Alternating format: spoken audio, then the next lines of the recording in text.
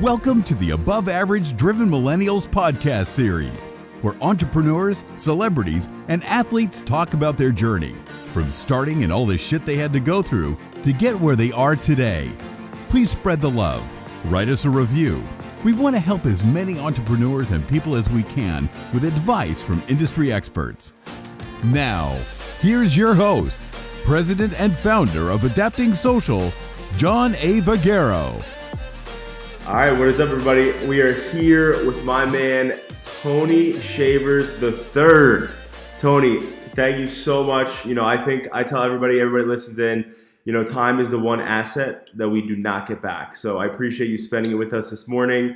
It's 5 a.m. your time over on the West Coast. 5 a.m. Thank you so much, John, for having me on. I'm excited to take a deep dive here. Absolutely, man. Listen, we really appreciate it, reading and looking into, who you are, what your mission is, and how you truly want to motivate and inspire people to really chase their dreams and get after what they want to do in their lives. I love that. I live for entrepreneurship. Everybody that we have on here, it started off strictly entrepreneurs, but as we've grown, we've had some TV personalities on, and we really focus on just the journey of any human, right? So it's not just about entrepreneurship anymore. It's just about people who started somewhere, had to go through tough shit, and the journey on how they got to their success, right? So so that's what we're doing here. So Tony, tell us, you right now, I know you are a speaker, a writer, a philanthropist. So talk to the people out there who don't know who my man Tony Shafers is. Let them know a little bit about yourself and what you're doing. Absolutely. Well, I think that's where my story starts. Almost that's where kind of my beginnings came from, which I think is important to dive in, because that's where I believe all the success I have today stems from. Right. So for me, my story starts at birth. I was born here in Berkeley, California, November 5th, 1992. I'm 26 years old. But I weighed 1 pound, 4 ounces at birth. So I was a premature baby, 24 weeks gestation.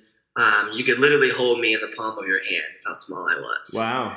And if you do your research on prematurity, that is a very scary situation, number one. And number two, a lot of children don't make it, really.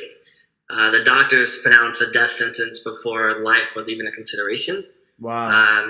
Mentioned to my mom that it was very unlikely that I was going to live. And if I did, that I was going to have kind of developmental issues growing up as a kid, and that I wouldn't kind of be on track and be up to par, up to speed as normal individuals would be. So growing up, went to different therapy sessions, things of that nature, to kind of make sure that I was, developing, in the right track or whatever mentally. And I share that because you wouldn't know that just looking at me.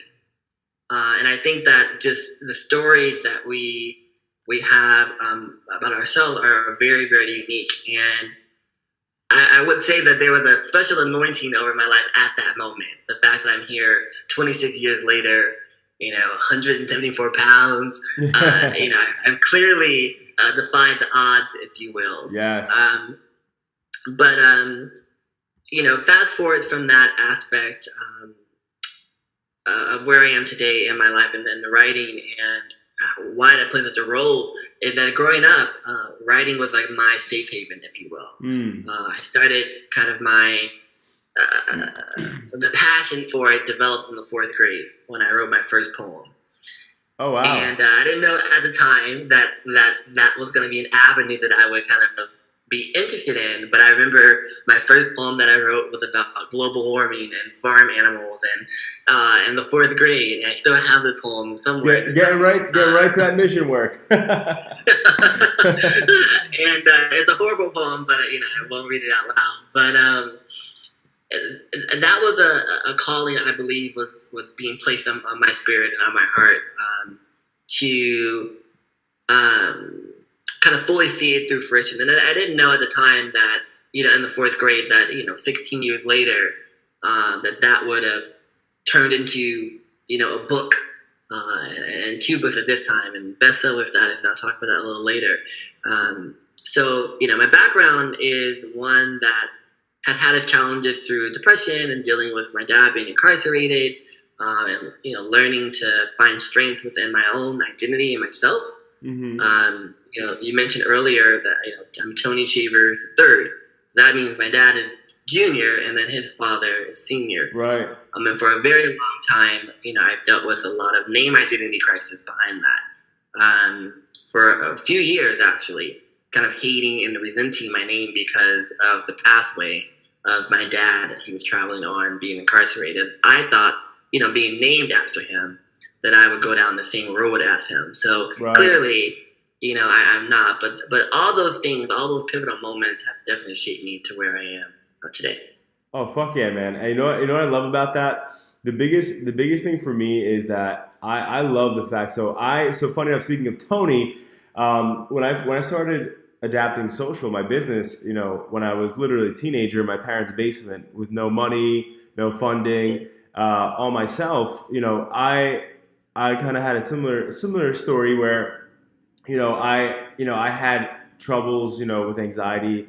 I had problems and situations, with my father, who I have the same exact name as, similar to you. The one part that I really, really love, specifically about entrepreneurship, is just the simple fact that, like, you can create your own destiny and you can separate from that, because where you start doesn't define the finish line. And also, the biggest thing that I love too is that if all those problems that you had and that I had as children didn't happen, you wouldn't be so fucking motivated and you wouldn't be the person that you are. Right. And so the biggest thing for me is I look at all of my situations that it looked like were happening against me. And as I've gotten older, I'm 27, so I got only a year on you, so we're both young and getting it. But the biggest thing is I learned very early on that instead of just pushing blame on things that didn't go my way, I had to say to myself, they're not happening against me, they're happening for me, because all of those weaknesses that I looked at as, oh shit, this is going to be my outcome because this is what's happening, this is what's going on with my father or my situation, or my anxiety. But it's turned me into a fucking machine, and I have to have grace and thanks for those problems and those triumphs. So I love that, that we identified that, because that's huge in entrepreneurship. For everybody listening in, that's the biggest thing. People look at situations that are uncomfortable as like, why is this happening for me? Or, of course this would happen to me, of course, and look at it, that terrible toxic mindset of like, wow, the world is happening against me. When in all actuality, all those negatives are actually happening, for you and not against you. So you have to be thankful for those moments too, because it wouldn't have shaped us to what we are today. Exactly. You're right. Yeah, and so talk to us about your book, man. Talk to us about your book that you wrote. Absolutely. So I am a spiritual person, and Me too. For me and creativity and writing, it comes naturally, number one, but number two, at the most randomest times. Literally, I can be in a meeting, I can be driving to work, and literally creativity just like strikes me. Right. And like I said earlier, I've been writing for the last 16 years, everything from poetry. I've competed nationally, and I've done a lot from the creative writing standpoint. And when I started my book last year, February 22nd, 2017, at 2:22 in the morning. Okay, I love it. Yeah. And I had no idea. I had I didn't plan to write this book. Is your dream really worth it? Discover your passion, purpose, and plan. That was not something I had sat down and said, I'm going to write a book. Literally, I believe, Spirit woke me out of my sleep, and I sleep next to my laptop or a notebook on purpose because I never know when creativity is going to strike, right? So I grabbed my laptop and I just started writing. And at that time, the way that the book is outlined from the table of contents is the way that it came out in my head, literally at 2:22 in the morning. Mm-hmm. So I didn't change it. I didn't change the order or anything. The way that it came out in my book from the table of contents, the way that it came out in my mind while I was writing. And I wrote for about 3 hours straight. Mm-hmm. I didn't stop. And when I did take a break, I realized, wow, number one, and number two, I have to continue this because there's something here that it's calling me to write this book. Right. in the self-help space. Right. And what I didn't want to do when I wanted to make sure was that this book wasn't your traditional self-help book. Right. There's only so much, John, go after your dreams and fight for what you believe in. And right. There's only so much of that you can do before the language gets repetitive right. and boring and you're making a difference. And so what I had to challenge myself was, how can I make this book impactful? And that was through a series of asking people some tough questions that we don't like to ask ourselves. Right. Number one being, what are the barriers that are holding us back? Why are we allowing those barriers to hold us back? Who do you have to become in order for your dreams? Man, so it's kind of elevating yourself. Right. What do you owe? And then one of my favorite questions is, if your life achieving your goals and dreams and aspirations, what would you do differently than what you're currently not doing? And that question triggers a response of like, oh shit, I gotta get my stuff together. Like, what am I doing? Like, I'm wasting my time. Right. And it was a really impactful moment for me as I completed the book. It took me about 8 months to finish it up, where I felt proud of a body of work that I was producing, because not only was it kind of sharing my own tidbits throughout my own life that got me where I am today, but it was really allowing people to kind of look, within themselves to identify, what makes them unique. Right? What are the unique talents that you have that nobody else has, that you can do better than anybody else on this planet? And it's through being able to create a vision board, writing a gratitude journal, answering self-reflective questions, writing a letter to yourself. All of those activities, I think, that I've done in my own personal life, that you do within the book. So it's like a workbook style, and at the same time, kind of reading and analyzing things you read prior. I love that, man. And you know what? I think the biggest thing that most entrepreneurs, or even just people who are just trying to make or better themselves, they don't spend enough time, and they don't invest in themselves. And one thing for me, when I started again adapting social, and my dream was to help small businesses around the world get in front of their target audience and just validate credibility, right? Through web, through social, through email graphics, marketing, all this dynamic stuff. And so the biggest thing now being able to do that, day one, I looked at it when I was going door to door, walking to pizzerias, restaurants, contractors, real estate offices. I would go to all these places, Tony, and I'd walk in and I would get rejected. I literally got doors slammed in my face, and I was nothing but polite to these people, like the craziest shit. But the one thing that I realized when I was in the middle of my first year in business, I was like, wow, I'm overvaluing my product, and I'm undervaluing myself. And that's what too many people do, Tony. They go out there and they focus on like, well, you know what? I want to start making T-shirts, or I want to go, I want to be a contractor or a real estate agent. And they don't realize that the power of anything with human to human business is focused solely on you. You are the brand. You are selling yourself. And so, everything changed for me once I started realizing that and saying to myself, well, I need to invest in John. I need to look like, so for instance, reading books like this, attending seminars, getting my mind going and learning things, because I don't know what I don't know. And if I'm just sitting here just doing, what I've always done, I'm going to get what I've always gotten.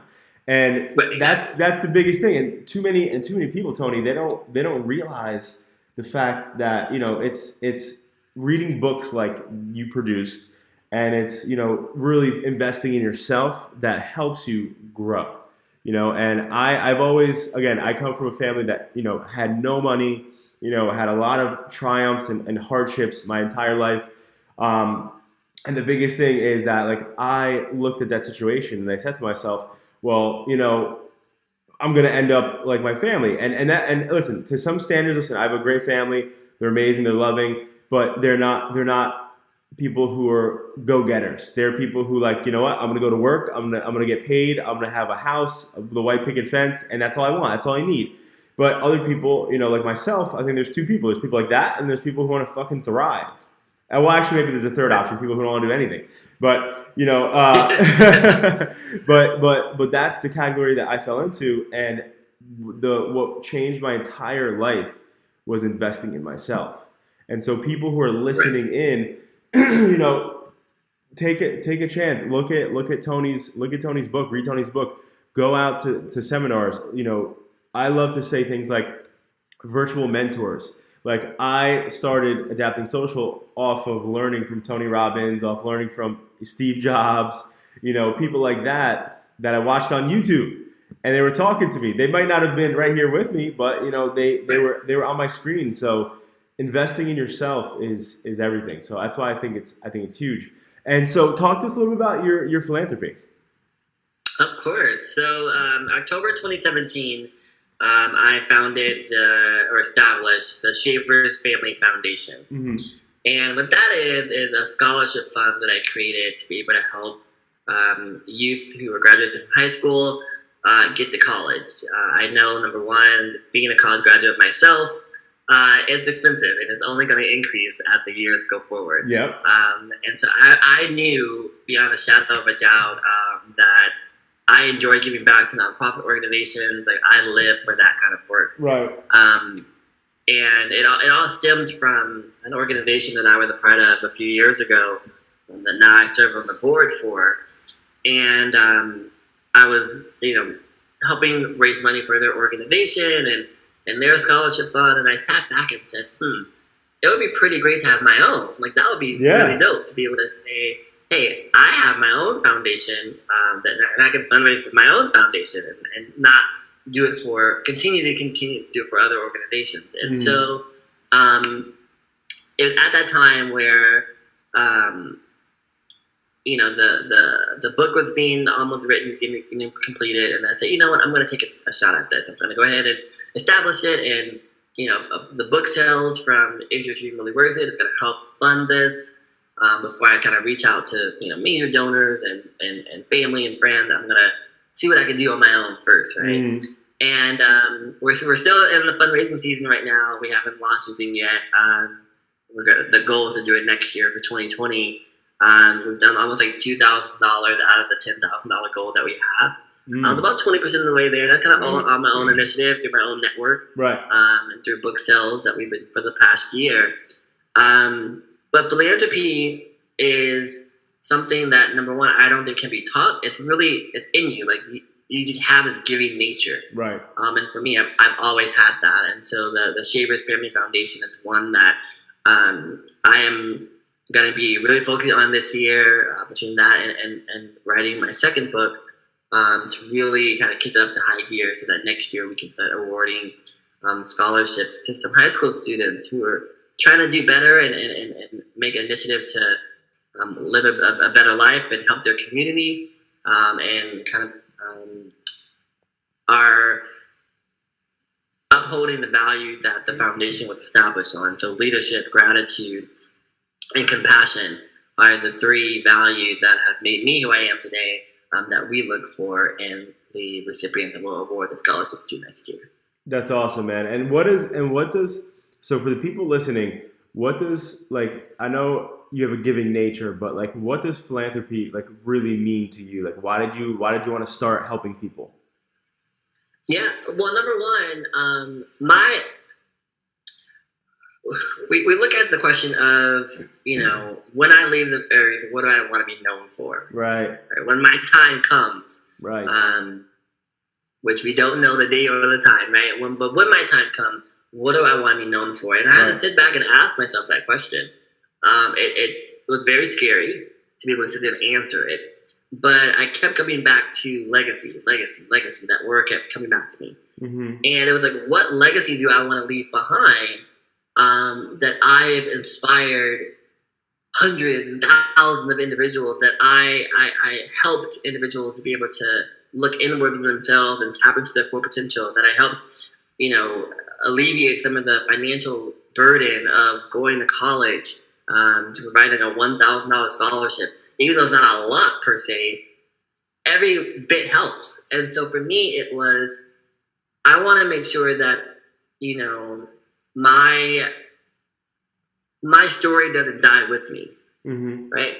That it continues to live on forever. So that's why it's so important to me to continue to, while I'm living and manifesting the lifestyle that I want to have, so that when the time comes, they can go, you know what, Tony was one that impacted my life in X, Y, and Z ways, and that's what I want to kind of be known for. So that was kind of my whole, passion into this. Mm. And the biggest thing that that I've learned too, and I appreciate you sharing that, man, is every year we Adapt and Social does tons of different donations, whether it's to veterans or cancer. Like recently we just donated and got a family a free vacation that's been dealing with cancer and battling cancer. The woman, so the woman actually, she lost her first husband to cancer, her second husband to cancer, and then one of her children to cancer, all within the same few years, which is absurd. But so like every year we try to find somewhere where we can invest in that. And the biggest thing that I've learned over the years, and again I'm going to credit this to Tony Robbins, is the secret to living is giving, right? So we can go and we can create all the success for ourselves, but eventually success gets stale. Just like anything else, just like that new car that we all want, and then we get it, and then it's like, oh, it's just a payment now, right? So the biggest thing is, yeah, exactly. So the biggest thing is, it's like, we look at this stuff and we're like, oh, I want to achieve, but the real thing is going through these experiences so that we can share it and help other people in their journeys. Because before all this fancy cool shit like FaceTiming and podcasts and social media and anything that we're doing, going back to the beginning of time, it was only about survival and helping people and joining together. And so, that's what it's all about. And I feel like that's why everybody, I don't care who the fuck you are, if you actually care and you're a human being, and you help somebody in some certain way, it's going to make you feel good, because that's what we were put on this earth to do. So, for me, and anybody listening in, whether you're starting a business, whether you're, doing well in your career, I think that everybody should look at philanthropy and look at what they can do to give back. People don't, maybe most of the world isn't going to be so bold to start their own foundation like my man Tony here, but, but you know what? Even if you throw out, donation here or volunteer here or there, it goes so far. It really does. Right. And so talk to me about, I know that you also, you do some coaching and you do some speaking. So first off, talk to us about that, and just talk to us about what is the massive value that you add in, to people. Yeah. So the coaching, what's pretty funny, I'm glad you brought that up, is for a long time I did not believe that I could ever be a coach, could ever be a mentor to someone. Number one, because for so long I've been told, oh, how did you do X, Y, and Z? You're only 25, you're only 26, you're only 21. Like, how are you doing all these things and you're so young? Mm-hmm. So for a long time, I internalized that, and I got to the point where I was like, you know what, maybe I can't do any of this stuff because of my age. Right. And I let that hold me back for a very, very long time. Till it got to a point where people were coming up to me asking me, do you do mentors? Can you mentor me, or can you coach me in this area? And I was like, me? Like, are you sure you want me? I think you want somebody else. Right. And I kept turning people away. I was like, no, I don't do any of that. I'm not doing it. I'm not stepping into that arena. Like, I'll just sit here in my own little corner. Right. But there was a fire that was burning under me because I knew that I could do it. Right. But I let the world and self-doubt and limiting beliefs in my own ability kind of hindered me from stepping into that world. Ooh. Those limiting beliefs, man, they're dangerous. Literally a couple months ago, at an event, and I was selling my books there, and a person came up to me and asked me, I've wanted to write a book for a long time, to share my own personal narrative. Do you do coaching around that? And I was like, me? Like, no, I don't do that. Like, sorry. Like, I can recommend you to someone who does. And what I realized, and then I prayed about it, I said, for me, it was like, God, like, if you want me to step into this arena, like, you need to show me, like, what I need to do, because I'm a little confused. And then people started coming and coming and coming. I kept turning them away. And I went back to praying, and I was like, if you want me to do this, like, show me what you want me to do and how you want me to do it. And then people started coming, and I kept pushing them away. And I was like, oh, wait a second. Maybe that's it. Like, those are the people that are coming to me. Maybe I need to take a breather and say, wait, no, I can help you. I can do that. And today, I'm just starting a new mentorship program that I'm launching this year called Your Story Matters, and helping people find their voice, write their story, and share it with the world. Because I truly, truly believe that we all have a story inside of us, our own personal narrative, that can inspire hundreds and thousands of individuals. But we first have to believe that our story has value. Right. And so I want to be in that space so bad to help people launch their books and share their story, or in a self-help space, because those are the two areas that I feel I have my strong suit in. Right. And I think it's different because there's a lot of courses out here you can pay for that talk about, publishing your books, going to bestseller, which are all great. But very few of them talk about preparing your mindset for the journey, right? Laying the foundation for sharing your story and writing your book. Right. And that's where I focus on first, because it's not about completing the book. It's about preparing you for the journey of writing it. Right. So how to get crystal clear on your why and breaking down the myths of what you're capable of doing, helping you plan an effective writing calendar. So all of those things is what I'm going to be working on throughout the new mentorship program over a 12-week period. So I'm really, really excited about this to launch it this year. I've worked with one client already and going to work with two more at the end of the month. Regarding my speaking, I knew that I had a gift for helping other people. Right. Very early on. I knew that I had something of value to speak on, just based on my own story, and kind of where I am today at 26 years old, being the founder of Shafers Family Foundation, being now best-selling author of Is Your Dream Really Worth It, which is really great. Number 3 right now on Amazon. That's really, really exciting. And then the speaking world, I've been so honored and grateful just last year to go to Atlanta to speak at Georgia State University for the Atlanta African American Book Festival, San Jose State University, California East Bay, Diablo Valley College here in California, and now preparing to take this to a much larger level and going to other states and other universities. And so I really believe that the value that I have is helping people understand that you are the asset. Right. Right. And I say that because that was something that was told to me by my mom. And those 4 words changed my entire life. And once I understood what that meant, you are in control of your own destiny. You are the driver of your life, and you need to act accordingly. And are you living the way that you want to be perceived by others? And are you doing the things that are going to put you in the position that you want to be in? And so once I understood that, the speaking engagements, everyone that I've done so far has, built my armor of grit, and at the same time help other people maximize their potential. Oh yeah. I love speaking engagements are fun. They push you outside that comfort zone. They do. I love it for sure. I love it.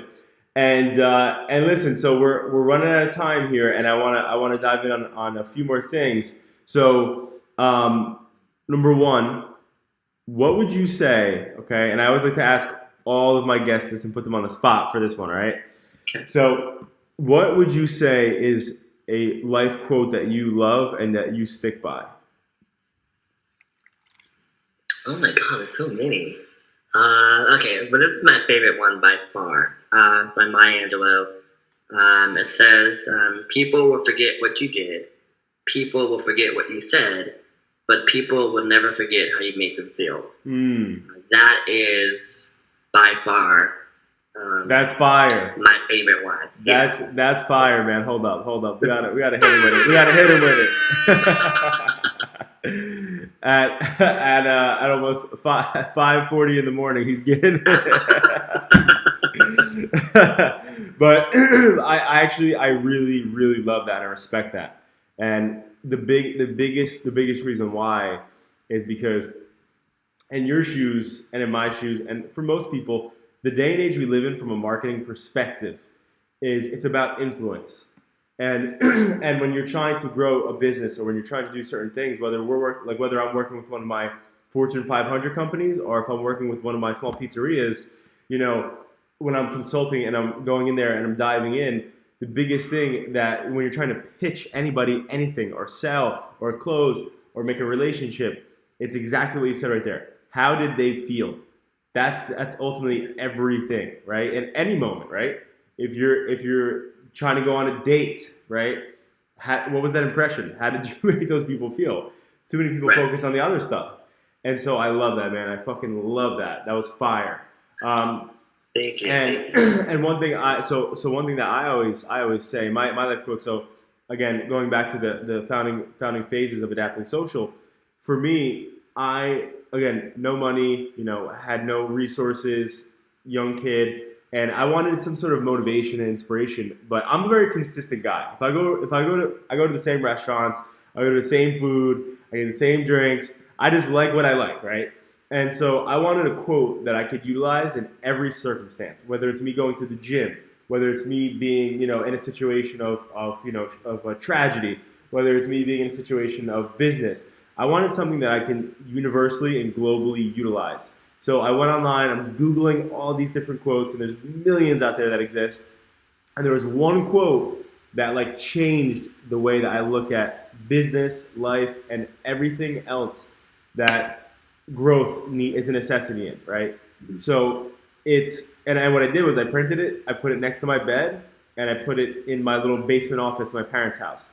So when I woke up, I looked at it first thing, and then I went back into the office, and then I saw it again when I was working. And the quote is, live a few years of your life like most people won't, so you can live the rest of your life like most people can't. And there was something about that, because again, my first year in business, going back a decade ago, I made $4,000 that entire year. And now, I didn't go to college. So if I went to college and I got a business degree and I looked at all the different things that happened that year, I probably would have said, this is a fucking flop. What are you doing, John? You're wasting time. And so I really looked at that and I was like, wow, $4,000. What am I going to do? This is not worth it.